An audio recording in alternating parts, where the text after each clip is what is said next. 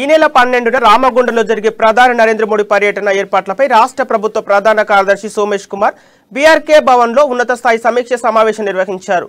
DGP Mahender Reddy, దక్షిణ మధ్య railway GM Arun Kumar, Ramagundam fertilizer factory CEO AK జైన్లతో పాటు వివిధ శాఖల ఉన్నతాధికారులు ఈ సమీక్ష సమావేశానికి హాజరయ్యారు.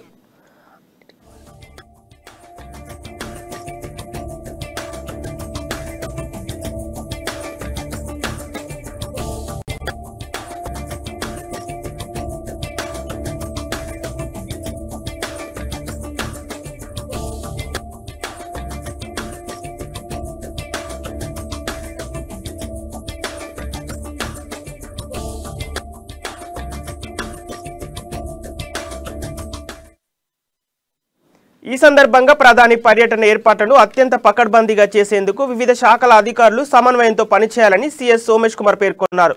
వేదికల వద్ద తగిన బందోబస్తు, శాంతి భద్రతలు, బందోబస్తు తదితర ఏర్పాట్లను బ్లూ బుక్ ప్రచారం చేయాలని సీఎస్ చెప్పారు.